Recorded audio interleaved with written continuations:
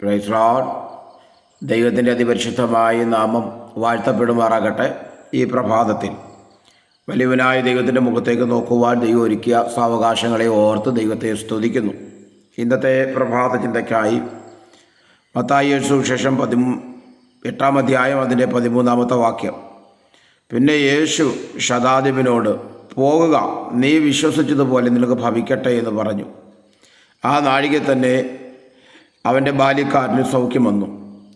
യേശുക്രിസ്തുവിൻ്റെ പരസ്യ ശുശ്രൂഷയുടെ വേളയിൽ ശതാധിപനായിരിക്കുന്ന ഒരുവൻ യേശുവിൻ്റെ അരികിൽ വന്ന് തൻ്റെ ബാല്യക്കാരന് വേണ്ടി അപേക്ഷിക്കുന്ന അഭയയാചനകളുടെ വിവരണമാണ് 8-ാം അധ്യായം അതിൻ്റെ 1 മുതൽ 13 വരെയുള്ള വേദഭാഗങ്ങൾ നമുക്ക് കാണാൻ കഴിയുന്നത്.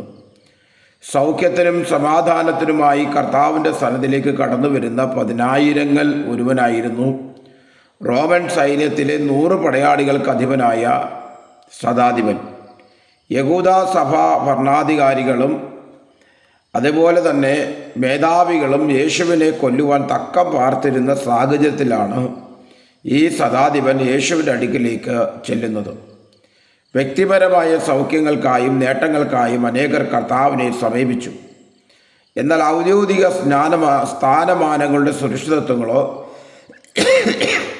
തൻ്റെ സന്ദർശനം ഭാവിയിൽ വരുത്തിവെക്കാമെന്ന പ്രത്യാഘാതങ്ങളോ ഭയപ്പെടാതെ തൻ്റെ പദവിയും പ്രൗഢിയും പണയം വെച്ചുകൊണ്ട് ശതാധിപൻ യേശുവിൻ്റെ അടുക്കൽ കടന്നു വന്നത് മരണത്തിൻ്റെ താഴ്വരയിലേക്ക് നീങ്ങിക്കൊണ്ടിരിക്കുന്ന തൻ്റെ ബാല്യക്കാരൻ്റെ സൗഖ്യത്തിനായിട്ടാണ്.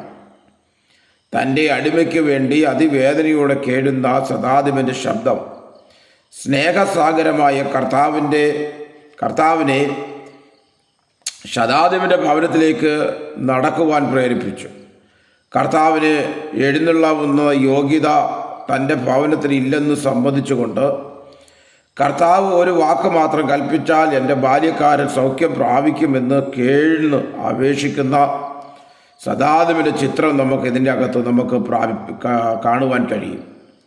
കർത്താവ് ഒരു വാക്ക് മാത്രം കൽപ്പിച്ചാൽ എൻ്റെ ബാല്യക്കാരന് സൗഖ്യം വരും എന്ന് വിശ്വസിച്ചു.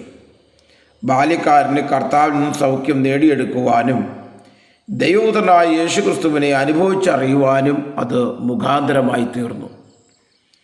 അതുകൊണ്ട് മാന്യ സഹോദരങ്ങളെ, നിങ്ങളുടെ ആവശ്യങ്ങൾക്ക്, സൗഖ്യങ്ങൾക്കായി, കുഞ്ഞുങ്ങളുടെ തലമുറകളുടെ ഒക്കെ ആവശ്യങ്ങൾക്കായി, പഠനകാര്യങ്ങൾക്കായൊക്കെ നാം കർത്താവിൻ്റെ സന്നിധിയിൽ കേഴാറുണ്ട്, നിലവിളിക്കാറുണ്ട്. എന്നാൽ ഈ ശതാധിപനെ പോലെ ആരുമില്ലാത്തവർക്ക് വേണ്ടി, രോഗത്താലും വേദനകളാലും കഷ്ടങ്ങളാലും കഴിയുന്നവർക്ക് വേണ്ടി യേശുവിൻ്റെ സന്നിധിയിൽ കടന്നു വന്ന് കേഴുവാനും യേശുവിൻ്റെ സൗഖ്യം, സന്തോഷം, സമാധാനം ആ ജീവിതത്തിൽ പകർന്ന് ജീവിക്കുന്ന കർത്താവിനെ അവർക്ക് കാണിച്ചു കൊടുക്കുവാനും ഓരോ നിമിഷവും നമുക്ക് കഴിയണം.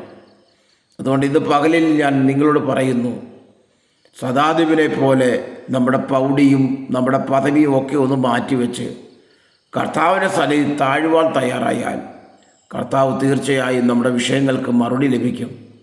ഈ വചനങ്ങളാൽ ദൈവം നമ്മെ അനുഗ്രഹിക്കുമാറാകട്ടെ. God bless you. മാറാനാഥ.